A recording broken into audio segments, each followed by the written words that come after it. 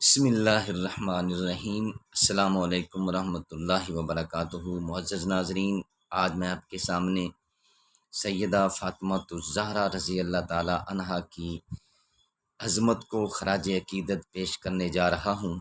سیدہ فاطمہ رضی اللہ تعالی عنہا کی عظمت کو سلام ہے، سیدہ فاطمہ رضی اللہ عنہا کی طہارت کو سلام ہے، سیدہ فاطمہ رضی اللہ عنہا کی عبادت و ریاضت کو سلام ہے، اور سیدہ فاطمہ رضی اللہ تعالی عنہا کی اونچی اور بلند و بالا نسبت کو سلام ہے۔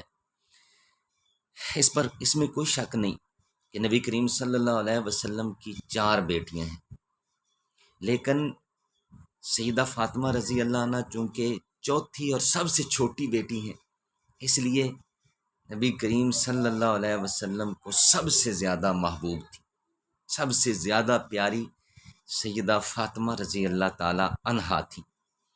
اور سیدہ فاطمہ رضی اللہ عنہ کی عظمت کے بے شمار پہلو ہیں، ان کی شرم و حیا والا پہلو، ان کی عبادت و ریاضت والا پہلو، ان کی تقوی و طہارت والا پہلو، ہر پہلو میں سیدہ فاطمہ رضی اللہ عنہ کا جو کردار ہے وہ بے مثال اور لازوال ہے۔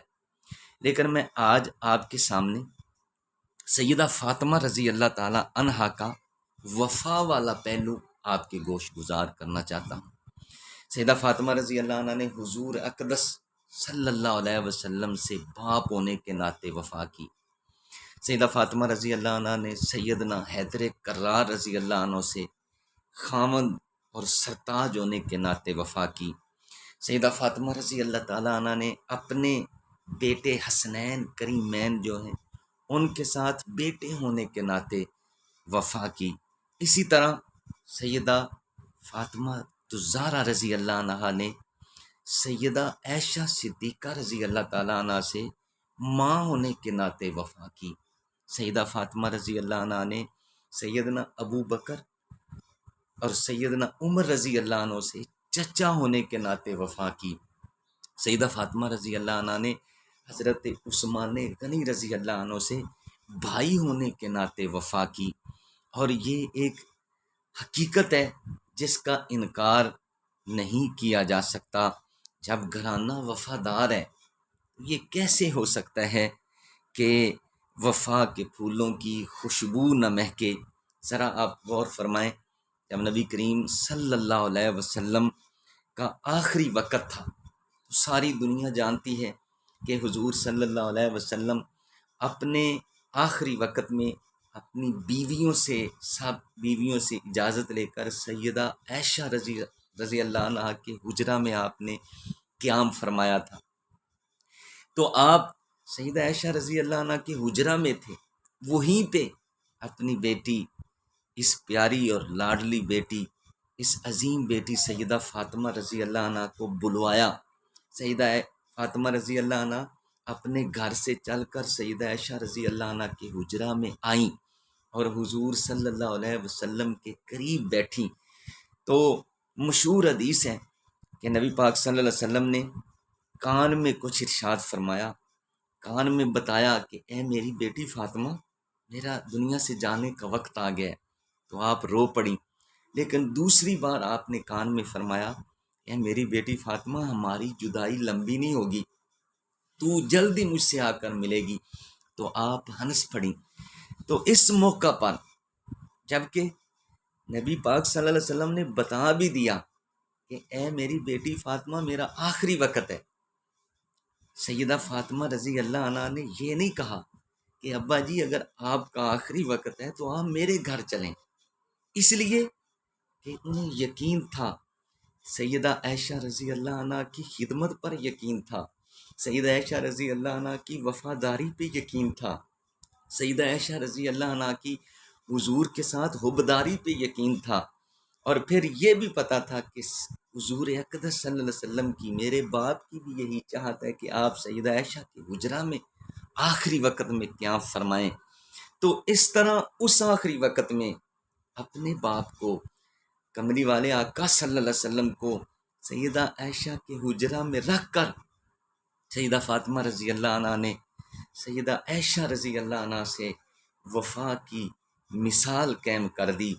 پھر تاریخ گواہ ہے، سیدہ فاطمہ رضی اللہ عنہ کے دونوں شہزادے، دونوں بیٹے حسنین کریمین، آپ نے کئی دفعہ بار بار قرآن سیکھنے کے لیے سیدہ فاطمہ رضی اللہ عنہ نے اپنے شہزادوں کو سیدنا ابو بکر صدیق کے پاس بھی بھیجا، سیدنا عمر فاروق کے پاس بھی بھیجا، اور سیدنا عثمان غنی کے پاس بھی بھیجا۔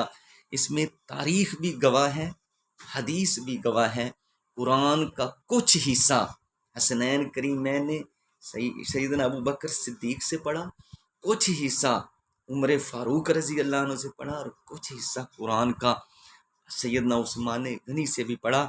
اس کا انکار نہیں کہ گھر سے بھی پڑھا، لیکن کچھ حصہ ان سے بھی جا کر پڑھا۔ اور یہ سیدہ فاطمہ رضی اللہ عنہ کی ان کے ساتھ وفا ہے، جو انہوں نے یہ مثال قائم کر کے دکھائی ہے۔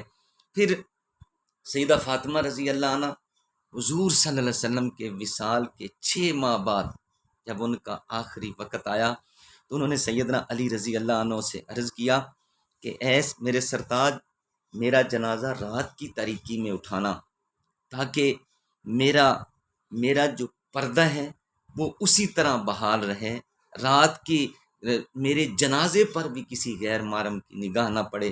رمضان المبارک تھا، اور عشاء کی نماز کے بعد آپ کا جنازہ جب لایا گیا، صفیں بن گئیں، ہزاروں صحابہ کرام آپ کے جنازے میں شریک تھے۔ اب صدیق اکبر رضی اللہ عنہ آ کر وہ بھی صف میں کھڑے ہو گئے۔ انہیں پتہ تھا سیدنا علی کا مقام کیا ہے۔